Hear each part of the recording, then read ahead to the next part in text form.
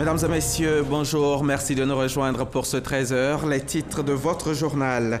Le Portugal et la Côte d'Ivoire renforcent leur coopération dans divers domaines. À l'occasion de la visite d'État du président de la République du Portugal en Côte d'Ivoire, plusieurs accords ont été signés jeudi entre les deux pays, notamment dans les secteurs des investissements, du tourisme, de la formation et de l'assainissement. Dans la journée d'hier jeudi, le président portugais Marcelo Rebelo de Sousa a tenu à visiter l'hôpital mère-enfant de Bingerville. C'était en compagnie de la première dame Dominique Ouattara. Là encore, il y a eu signature de convention, puis une remise de dons de médicaments. Vous le verrez, c'est à suivre dans ce journal. Nous sommes le 14 juin et c'est la journée mondiale du don de sang, une journée internationale consacrée à la promotion et la sensibilisation du don du sang et du produit sanguin labile pour la santé à tous. Le thème cette année, c'est du sang sécurisé pour tous. La célébration officielle a lieu au Centre national de transfusion sanguine. Le président Alassane Ouattara et la première dame Dominique Ouattara ont offert hier jeudi un dîner officiel au Sofitel Abidjan Hôtel Ivoire en l'honneur du président de la République du Portugal, Marcelo Rebelo de Sousa, qui est en Côte d'Ivoire pour une visite d'État de 72 heures. Lors de ce dîner, les deux chefs de l'État ont salué l'excellence des liens d'amitié et de coopération entre le Portugal et la Côte d'Ivoire. Alexis Ouedraogo y était pour le reportage. Un toast pour célébrer l'excellence, la solidité et la longévité des liens d'amitié et de coopération entre le Portugal et la Côte d'Ivoire. Jeudi soir, au Sofitel, le Portugal était à l'honneur. Les liens qui unissent nos deux pays existent depuis le XVe siècle, avec la découverte des côtes ivoiriennes par les premiers navigateurs portugais. Ils ont légué un héritage historique au peuple ivoirien à travers les noms de villes comme San Pedro, Sassandra, Fresco, qui montrent à quel point l'histoire de nos deux peuples est liée. Pour le chef de l'État, Alassane Ouattara, le continent fonde de grands espoirs sur la 4e présidence de l'Union européenne qui sera assurée en 2021 par le Portugal. Le pays reste un partenaire majeur de l'Afrique dans la consolidation et la modernisation des relations euro-africaines. La Côte d'Ivoire et le Portugal sont des terres de football. Je voudrais particulièrement saluer l'important projet de création pour la première fois dans un pays non lusophone d'une académie de football à Abidjan. Ça, c'est magnifique, n'est-ce pas? Merci beaucoup. Je me réjouis de ce soutien à la jeunesse ivoirienne, talentueuse et passionnée de football, et qui recèle en son sein les grands champions de demain. Alassane Ouattara a encouragé les hommes d'affaires portugais à investir massivement dans la transformation des matières premières, mais aussi à jouer un rôle important dans la politique d'industrialisation. J'invite les entreprises portugaises et les investisseurs de votre pays à profiter des opportunités d'affaires qu'offre l'économie ivoirienne. Je les encourage à investir massivement dans la transformation de nos matières premières agricoles, notamment le cacao, l'anacarde, la production fruitière, et aussi à jouer un rôle important dans notre politique d'industrialisation, dans la construction des infrastructures et dans l'essor de notre secteur du tourisme. Pour le président Marcelo de Sousa, il est temps aujourd'hui d'améliorer le volume des échanges commerciaux et des investissements entre les deux pays. Le Portugal veut contribuer à donner de la visibilité au progrès de la Côte d'Ivoire et l'accompagner dans sa quête de paix, de démocratie et de sécurité. Dans les vieilles marmites, on fait les meilleures sauces. En fait, nous sommes déjà de vieux amis. Soyons aussi les meilleurs partenaires. Nous sommes bien conscients que pour réaliser plus de choses ensemble, le Portugal avait besoin d'une présence permanente en Côte d'Ivoire. C'est dans ce contexte que j'ai pu annoncer aujourd'hui, officiellement, la réouverture de l'ambassade du Portugal en Côte d'Ivoire l'année prochaine. Cela va nous permettre de consolider les efforts réalisés et d'ouvrir de nouvelles perspectives. Nous considérons cette mesure comme essentielle pour atteindre le niveau d'ambition que nous souhaitons pour les relations avec la Côte d'Ivoire.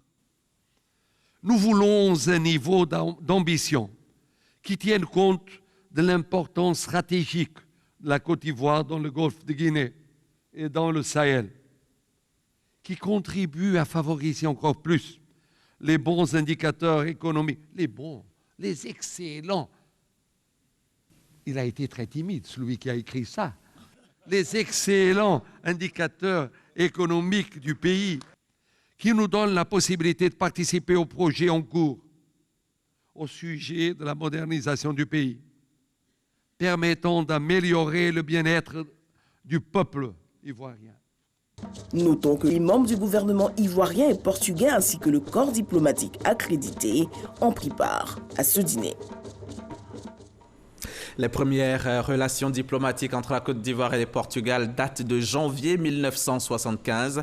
Là, les deux pays ont décidé de booster leur coopération dans divers domaines, d'où la signature hier jeudi de 4 accords relatifs à la protection des investissements, au tourisme, à la formation et à l'assainissement. Les précisions de Jérôme Kofi Aboulin.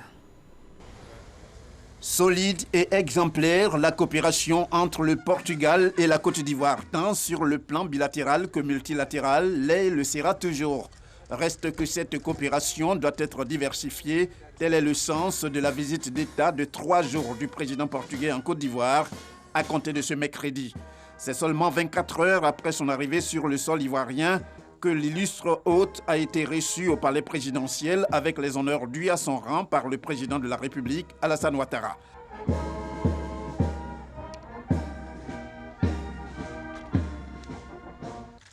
Les deux personnalités ont eu un entretien élargi aux membres de leurs délégations respectives. Pour le président portugais, l'aspiration des deux pays à rendre leur coopération multiforme passe, entre autres dispositions, par l'ouverture d'une ambassade du Portugal en Côte d'Ivoire. En 2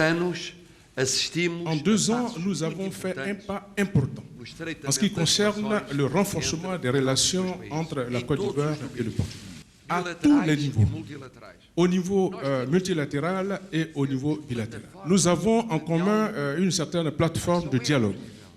Ces relations multilatérales et bilatérales ont intérêt à s'approfondir davantage. Après que la Côte d'Ivoire ait permis qu'il y ait un consul honoraire cette année, ici nous allons ouvrir une ambassade portugaise en Côte d'Ivoire.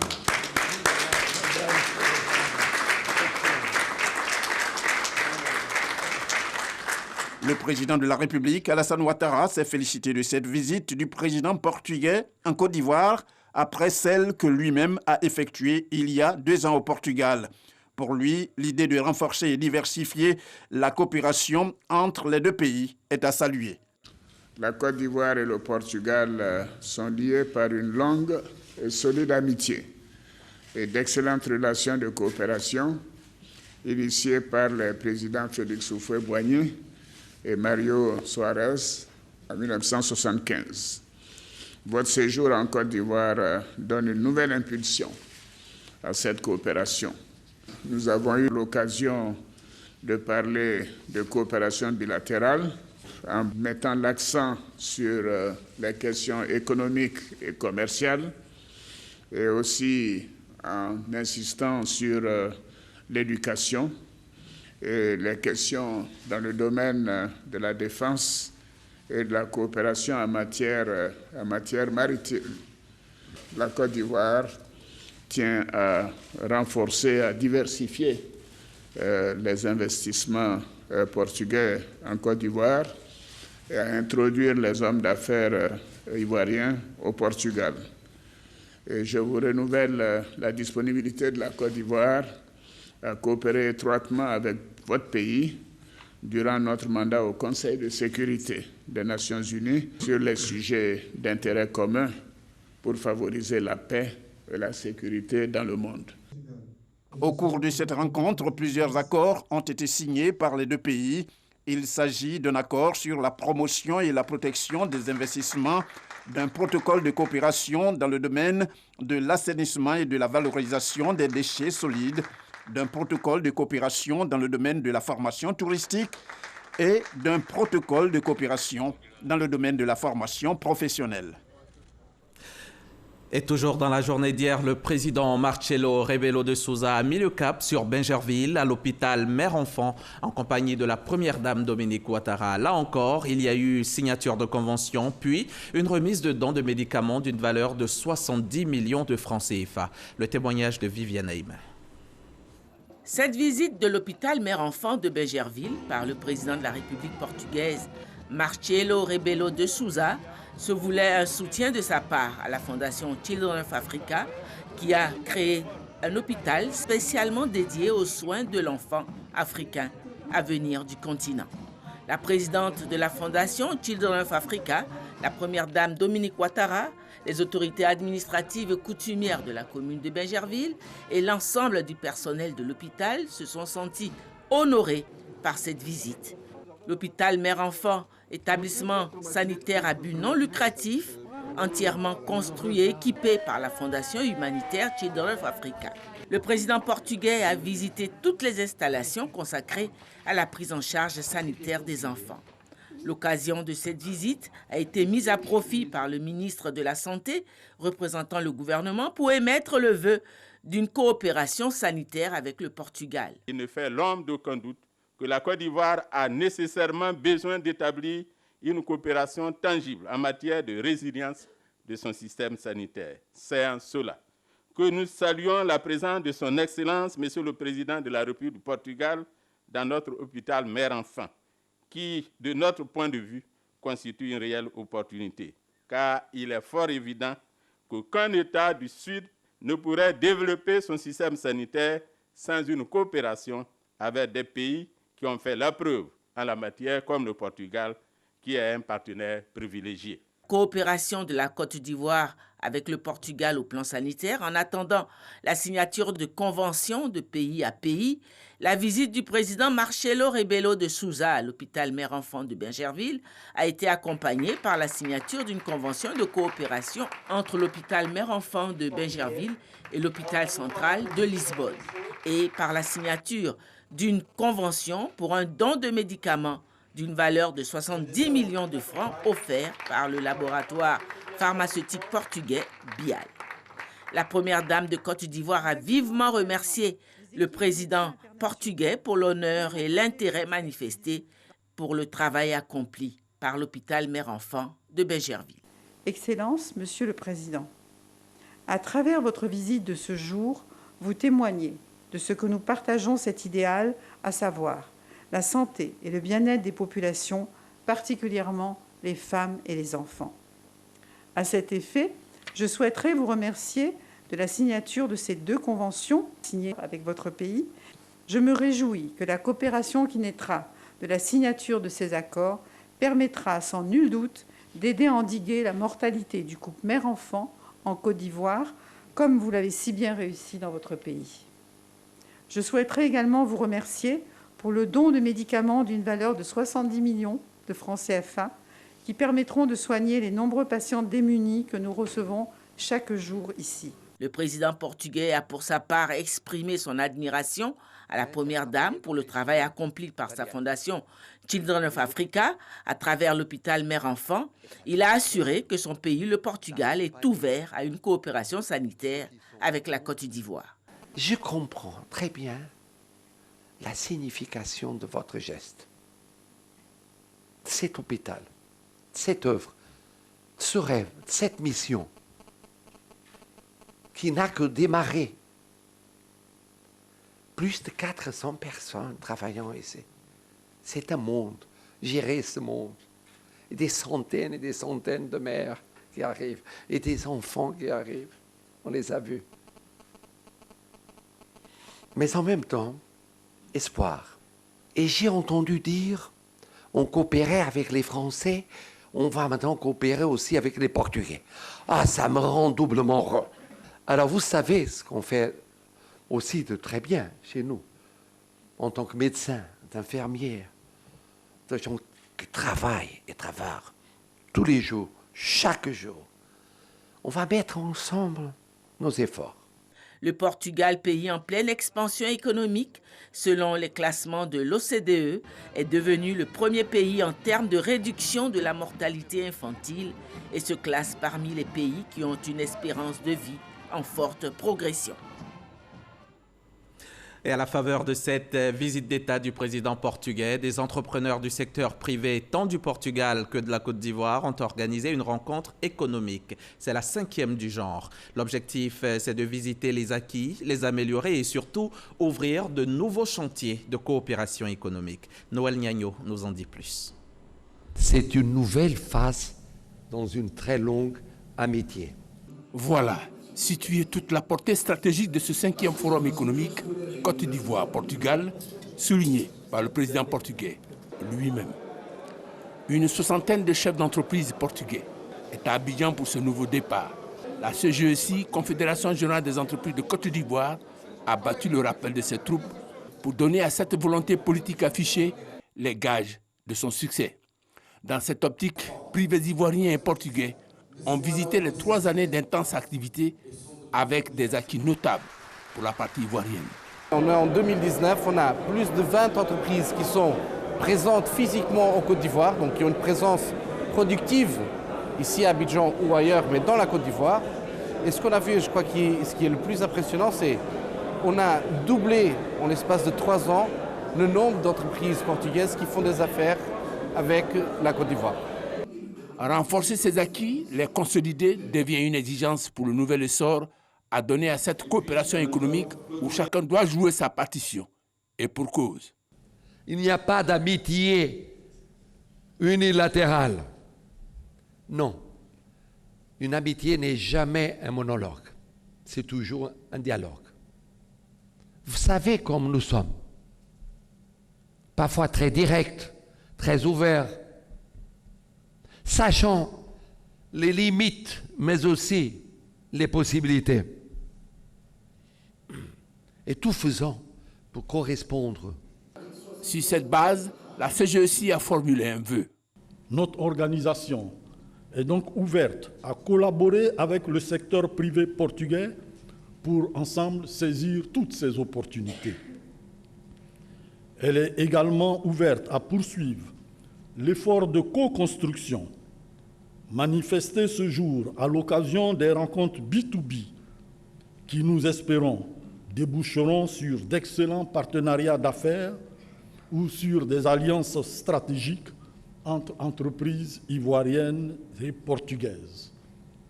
Pour ma part, je rêve de voir très rapidement de nouvelles entreprises de droit ivoirien à capitaux portugais ou mixtes grossir les rangs de notre confédération très bientôt. Le vice-président Daniel Kablan-Decan, lui, a souligné les fondements de l'attractivité de l'économie ivoirienne.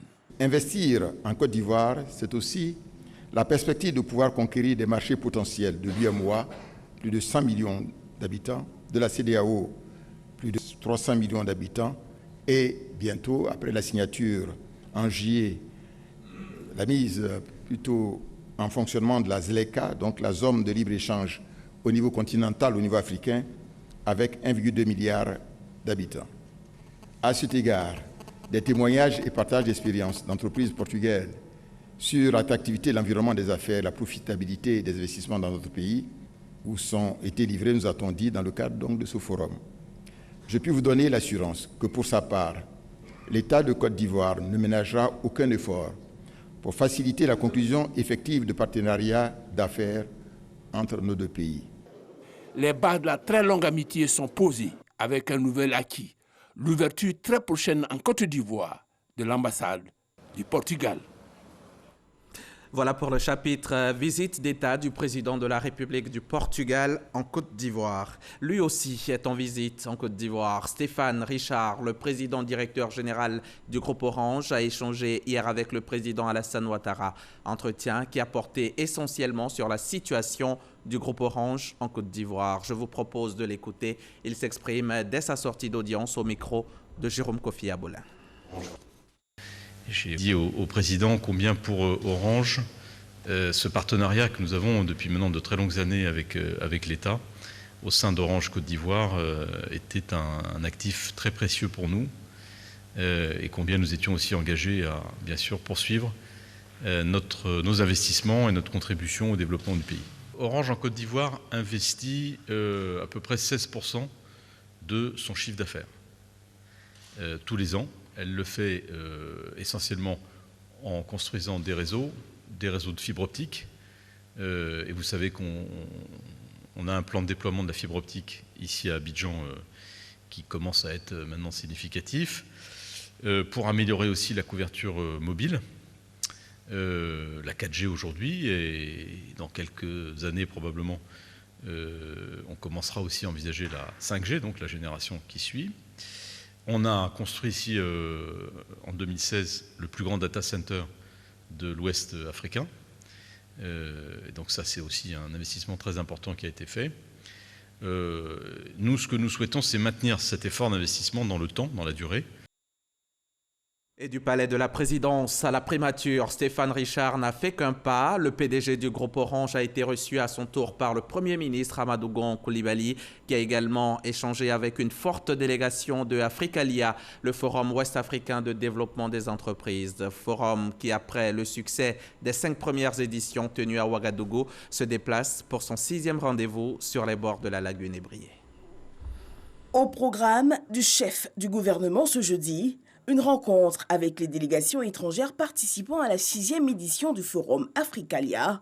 L'événement est organisé par la Chambre de commerce et d'industrie. L'occasion pour le Premier ministre Amadou Gon Coulibaly de saluer la force de la coopération sud-sud. Nous devons, je crois, au niveau sous-régional, c'est un peu l'approche que nous avons, consolider l'intégration au niveau déjà des sous-régions que nous avons et voir comment, à partir d'une bonne intégration au niveau sous-régional, nous pouvons aller donc, à une plus grande intégration, je dirais, continentale.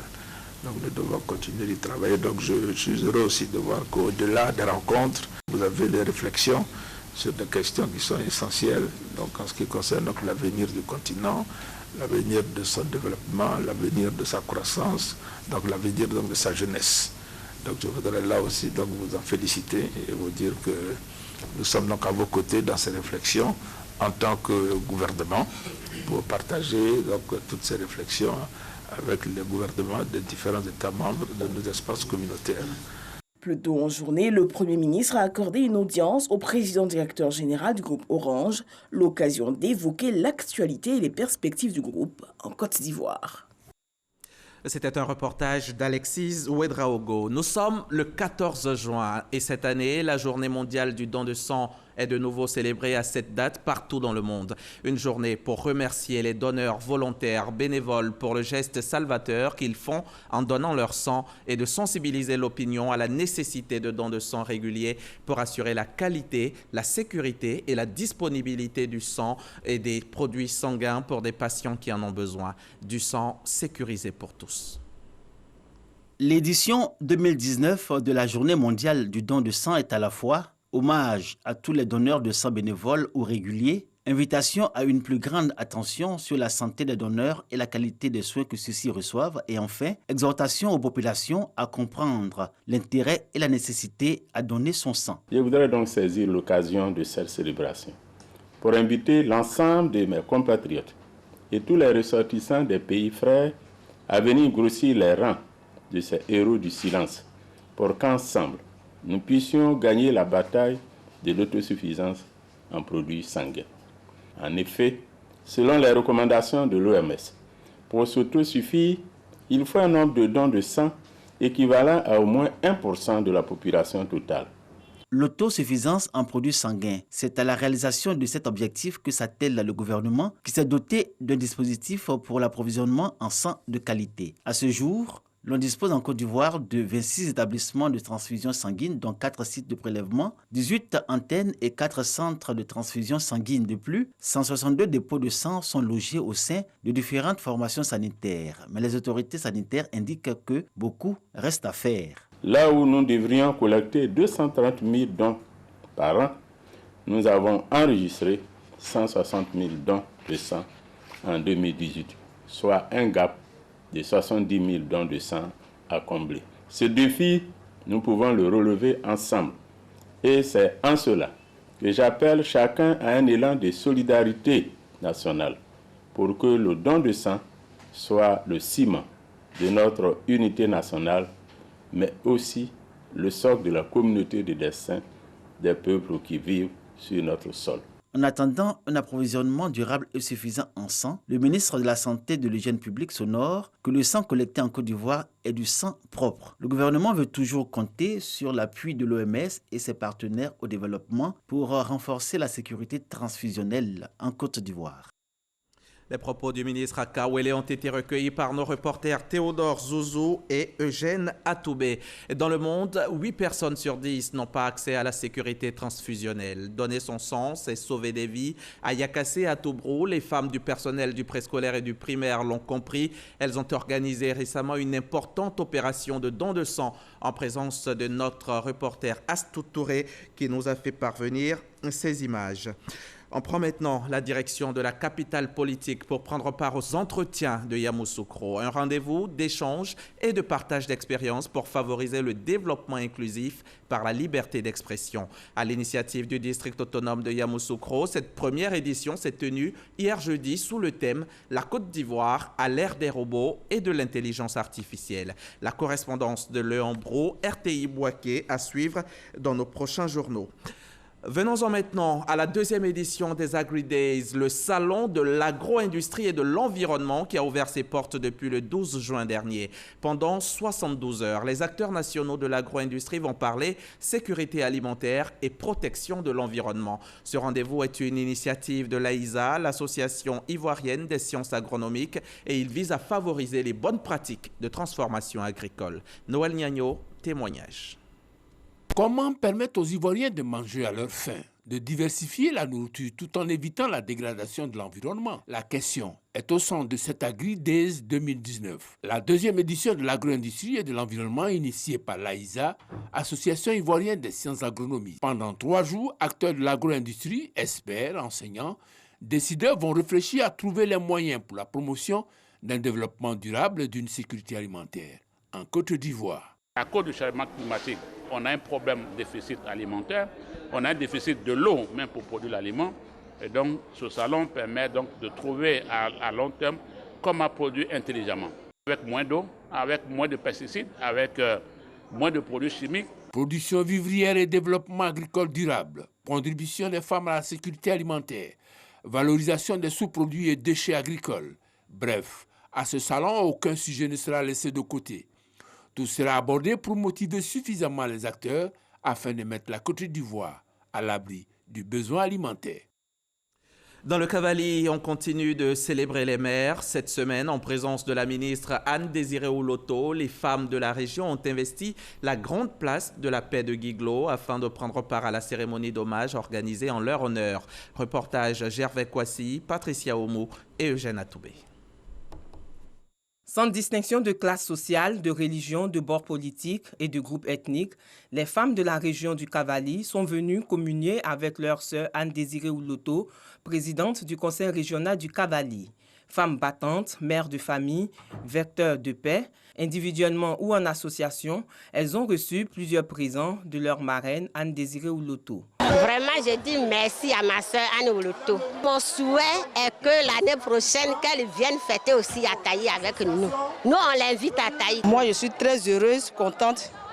Je veux la paix, je veux la réconciliation. Aux femmes du Cavali, la ministre a lancé une exhortation à prendre une part active aux actions de promotion de l'unité nationale, de cohésion et de paix dans leur région et partout en Côte d'Ivoire. Là où il y a la division, on ne peut pas avoir le développement. Là où il y a la division, il y a les orphelins de guerre. Là où il y a la division, il y a les veuves de guerre. Et je ne veux pas de ça dans ma région. Je ne veux plus de ça ici dans le Cavali. Le temps du développement a sonné dans le Cavali. Le temps de lutter contre la pauvreté a sonné dans le Cavali. dimension festive, la célébration de la femme dans le Cavali a pris l'allure d'un bal populaire à la suite des chants et danses. Un beau cadeau pour magnifier cet être à qui toute l'humanité est redevable. Après le Premier ministre malien, c'est le président Ibrahim Boubacar Keïta qui s'est rendu hier jeudi 13 juin dans le village de Sobané, attaqué dimanche par des hommes armés. Il s'est notamment recueilli devant la fosse commune où ont été inhumés les 35 civils tués. Il a également demandé de ne pas se livrer à des actes de violence. Avant de nous quitter, sachez que le Portugal et la Côte d'Ivoire renforcent leur coopération à l'occasion de la visite d'État du président de la République du Portugal en Côte d'Ivoire du 12 au 14 juin. Plusieurs accords ont été signés hier jeudi entre les deux pays, notamment dans les secteurs des investissements, du tourisme, de la formation et de l'assainissement. Voilà pour l'essentiel de l'info. Merci de nous avoir suivis et à demain 13h, toujours sur la chaîne qui rassemble.